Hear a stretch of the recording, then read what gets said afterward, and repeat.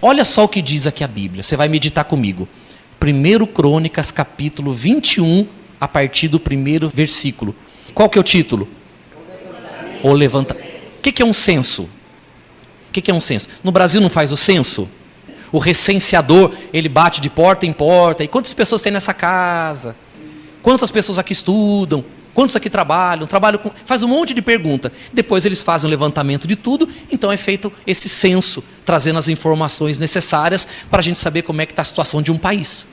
É isso que é o censo. E aqui a Bíblia fala que um censo foi levantado. Mas olha que interessante isso aqui. Então quem? Não, você não falou, você falou meio com medo. Então, Satanás se levantou contra Israel, contra o povo de Israel, e incitou, olha o que Satanás fez, incitou a Davi a levantar o censo de Israel. Olha só, que daqui a pouco você vai entender o que significa tudo isso aqui. A Bíblia diz que o diabo, Satanás, se levantou contra o povo de Israel. Ele incitou o rei Davi a levantar um censo. Olhando assim num primeiro momento, qual o problema de se fazer um censo? Mas você vai entender a gravidade desse problema. Diz mais assim a Bíblia, no versículo 2. Disse Davi ao seu general, a Joabe, e aos chefes do povo: Ide, levantai o censo de Israel, desde Berseba até Dan, e trazei-me a apuração, para que eu saiba o seu número. Então disse Joabe, o general dele: multiplique o Senhor teu Deus a este povo, quantas vezes? 100 vezes mais. Porventura, ó rei, meu senhor, não são todos servos de meu senhor? Por que requerer isso o meu senhor? Por que trazer assim culpa sobre Israel? Porém, a palavra do rei prevaleceu contra Joabe, pelo que saiu Joabe e percorreu todo Israel, então voltou para Jerusalém. Deu Joabe a Davi, o rei, o recenseamento do povo. Olha agora, havia em Israel 1.100.000 homens que puxavam da espada, e em Judá eram 470.000 homens que puxavam da espada. Porém, de Levi e de Benjamim não foram contados entre eles, porque a ordem do rei foi abominável a Joabe. Muito bem, olha para cá. Olha para cá. Você sabe qual foi a armadilha do diabo aqui? Você sabe qual foi a armadilha do diabo? O diabo queria que Davi confiasse em Deus baseado em um número considerável de soldados que puxavam a espada. Davi confiava em Deus, mas quando o diabo colocou no coração dele fazer um censo, o diabo colocou dentro dele esse pensamento: Davi, quantos soldados você tem que puxam a espada?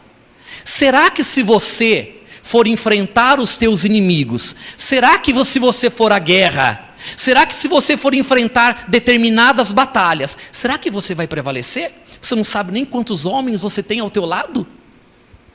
Davi falou assim: poxa vida, não é que o diabo está certo? Claro que ele não sabia que era o diabo. Vou fazer um recenseamento, e aí eu vou saber quantos homens eu tenho. Na hora que veio a lista do recenseamento, como que Davi se sentiu? Seguro. Com tantos soldados, só soldados que puxam espada, quase 1,5 milhão de homens. Ele se sentiu confiante. Confiante para enfrentar qualquer batalha. Só que quando ele colocou a confiança dele na quantidade de homens que estavam do lado dele, ele esqueceu de colocar confiança em uma coisa muito importante: na promessa que Deus deu a ele, que seria com ele diante de qualquer inimigo. Você compreendeu? A nossa confiança em Deus, ela não pode depender da condição que eu ou que você tem. A nossa confiança em Deus, ela deve permanecer firme, mesmo quando aos olhos comuns, aos olhos naturais, eu não ver motivo, não ver meios de eu conseguir determinadas vitórias. Vamos dar um exemplo. Você sabe que uma das profissões mais honradas que tem no Brasil é da medicina, não é? Estão aí os médicos que ajudam tanto o povo. E às vezes um médico, um especialista, uma pessoa que estudou 6 anos, 7 anos, 8 anos, fez especialização, fez doutorado, ele chega para uma pessoa que está doente, chega para uma pessoa enferma e ele fala assim para a pessoa: olha, a sua doença não tem cura. É muito difícil você questionar a palavra de um profissional, não é? Sim ou não? Não é difícil? Ou não é? Por exemplo, eu não entendo nada de mecânica. Aí eu vou lá na loja do Cássio, lá no Cassião Auto Center, e eu chego para o Cássio: Cássio, que barulho é esse? Aí o Cássio fala assim: é a rebimbela da parafuseta. Então tá bom, troca para mim. Se ele está dizendo a verdade ou não, eu não sei, porque eu não entendo nada de mecânica. Não é verdade? Quanto que fica para trocar a rebimbela, ô Cássio? R$5.000. Santo Deus do céu. De repente a rebimbela é uma roelinha. Mas a gente não sabe.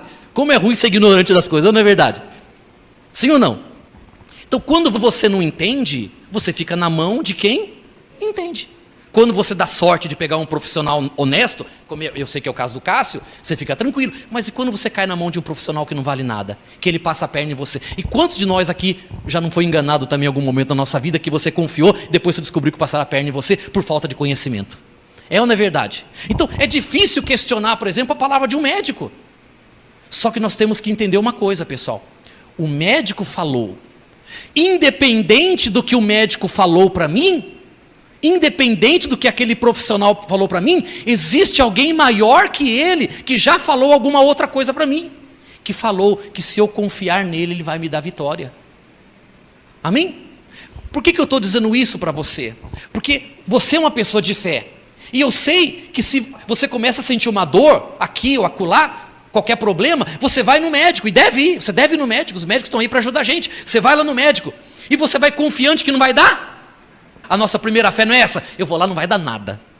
Mas às vezes chega lá e dá. E a hora que o médico fala assim: ó, você está com esse problema, você faz assim, ó. Chega em casa assim. É ou não é? Você veio para casa, mas a fé ficou aonde? Ficou de joelho, lá diante da palavra do médico. O médico fez a sua fé dobrar o joelho. Sim ou não? Ou seja, a sua confiança, ela estava em alta, enquanto você tinha uma boa expectativa. Enquanto você não estava de fato diante do seu inimigo. Mas a hora que o inimigo mostrou a cara dele, a sua fé foi colocada à prova. E na hora que a sua fé foi colocada à prova, você desmoronou. Então, uma das grandes armas do diabo para arruinar a nossa vida e impedir a nossa vida de ser uma vida vencedora, está exatamente aí. Quando ele começa a fazer você confiar em Deus, dependendo se a situação for propícia para você. Essa é a grande arma do diabo. Quando tudo está a teu favor, você confia. Mas e quando as coisas não estão ao teu favor? E quando o vento sopra contrário? E quando você, de repente, está percebendo que aquela situação não é favorável para você? E você então esmorece na sua fé. Compreende? Sim ou não? Então vê que quando o diabo se levantou contra Israel, ele simplesmente colocou na cabeça de Davi de fazer o quê? Um censo. Para que Davi ficasse confiante, não mais em Deus, mas naquilo que estava ao lado dele, dos homens que estavam com ele. Compreende, pessoal? Sim ou não? Nós temos que confiar em Deus, independente da quantidade de inimigos que estão vindo contra a gente. Nós temos que confiar em Deus, sabendo que maior é Deus que qualquer problema que nós estejamos enfrentando. Porque se você confiar, se você orar, se você clamar, se você não se deixar bater, sabe o que vai acontecer? Deus, vendo a sua confiança nele, virá até você e você vai perceber que a situação começa a mudar, e daqui a pouquinho aquele problema passou e você venceu. Você fala assim: ó, eu confiei em Deus, Deus me abençoou. Compreende? O problema ficou para trás. Você vê que quando o diabo colocou na cabeça de Davi de fazer o censo, um empregado dele, um general dele, um homem de confiança dele ainda tentou alertar ele: Senhor, que Deus multiplique 100 vezes o que o Senhor tem. Que Deus multiplique 100 vezes. Para que você vai contar? Para que você vai trazer essa maldição para a gente? Até hoje nós vencemos com o que a gente tinha. Deus sempre foi com a gente, com o que a gente tinha. Quando tinha pouco, Deus deu vitória. Quando tinha muito, Deus deu vitória. Por que agora você vai entrar nessa de contar para saber se o senhor tem condição de lutar? A nossa condição não está no que temos, a nossa condição está em Deus. Mas como às vezes é difícil você alertar uma pessoa quando o diabo já plantou uma coisa ruim na cabeça dela. Porque ela prefere olhar na visão do diabo do que olhar na visão de quem?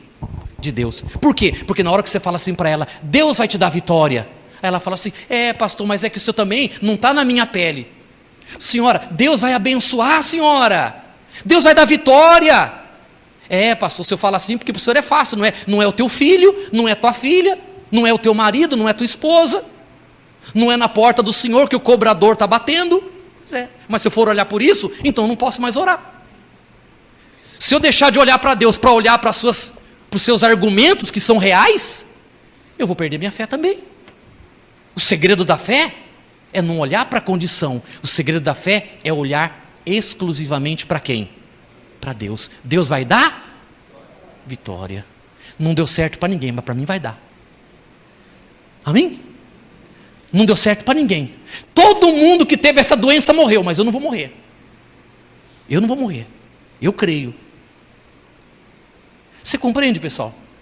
Como que a fé é diferente daquilo que muitas vezes a gente pensa? Porque às vezes você não percebe.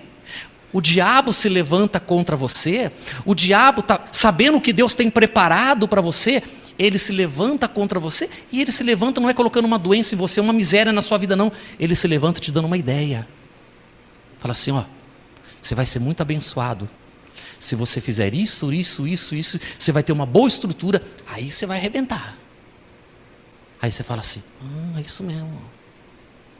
Você devia falar o quê? Com estrutura, sem estrutura. Com condição, sem condição.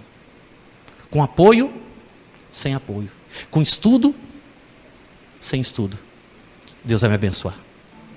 Vai dar certo porque Deus vai me honrar. Amém, pessoal? O versículo 4.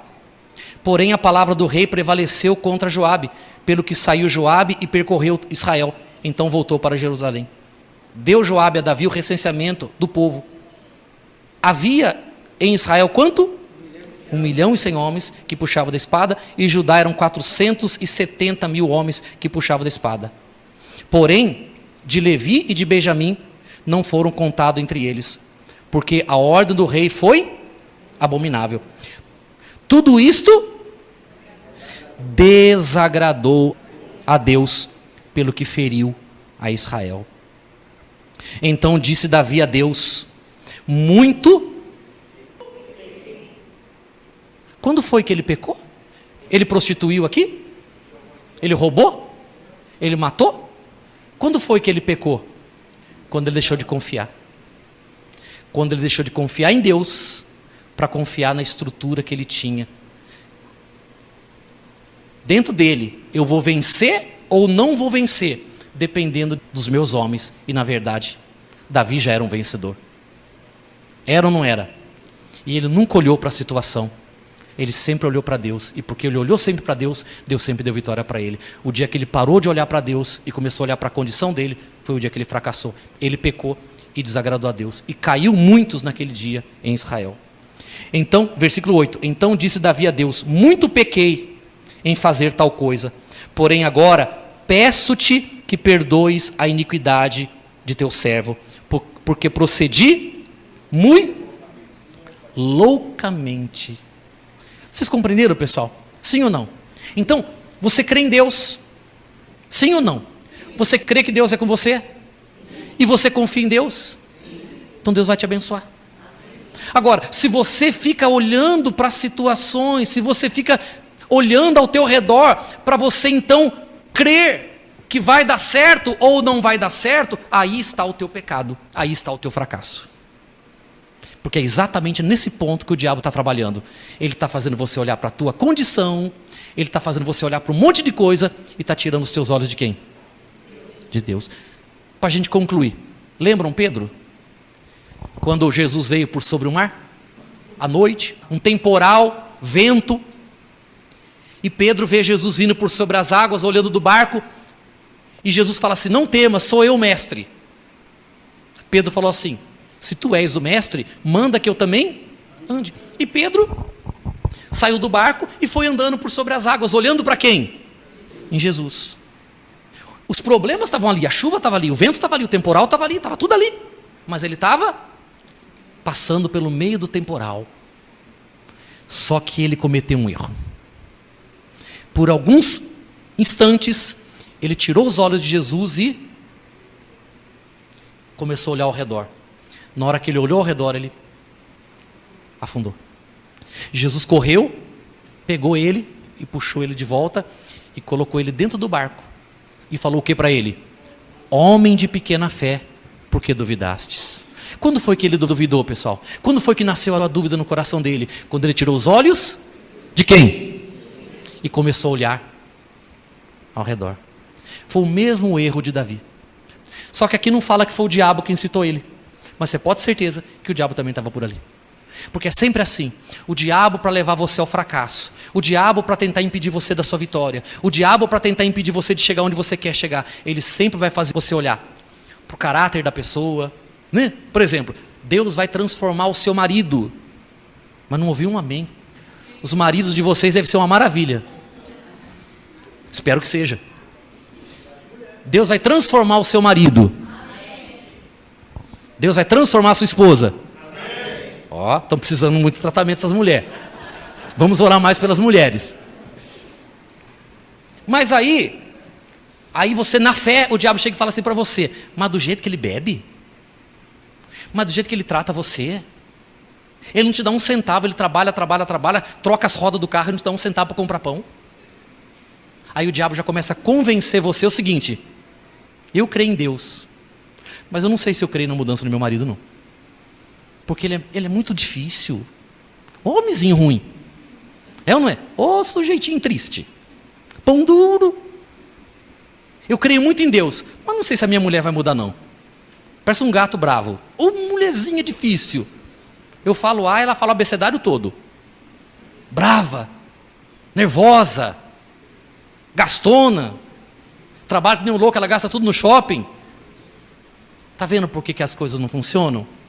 Porque você nunca atribui glória a Deus. Você sempre atribui o poder do problema. Pessoal, enquanto você olhar para o problema só vai crescer.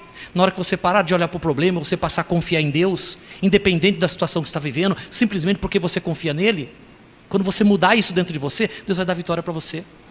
Ah, como é que Deus vai me curar? Eu já estou doente há tantos anos. Quantas pessoas Jesus curou? O paralítico era paralítico há 38 anos, e os 38 anos impediu Jesus de curar ele? Mas ele não olhou para nada, ele simplesmente creu. Então não olha para a tua situação, não olha para o problema do seu marido, do seu filho, há quanto tempo isso, há quanto tempo aquilo, se ele é bom, se ele é ruim, se ele é mau, isso não importa, pessoal. O que importa é que você crendo em Deus, Deus vai dar vitória para você, porque Deus é com você, e isso para a gente basta. Então não erre onde Davi errou, não erre onde Pedro errou. Por quê? Porque por trás do erro de Davi e por trás do erro do Pedro, quem é que estava? Estava o diabo, pessoal. Estava o diabo para impedir eles de vencerem. Estava o diabo para tentar criar problema. Estava o diabo para tentar impedir o milagre de acontecer. Então não deixa isso acontecer na sua vida, não. Creia. Mesmo que os seus olhos vejam um monte de problema, mesmo que você não vê solução, você não vê saída, você não vê perspectiva de futuro, creia. Creia, porque o amanhã pertence. E como é bom ter a nossa vida na mão de Deus. Como é bom ter a nossa vida depositada aos cuidados dele. Porque ele sabe direitinho para onde vai dirigir a nossa vida.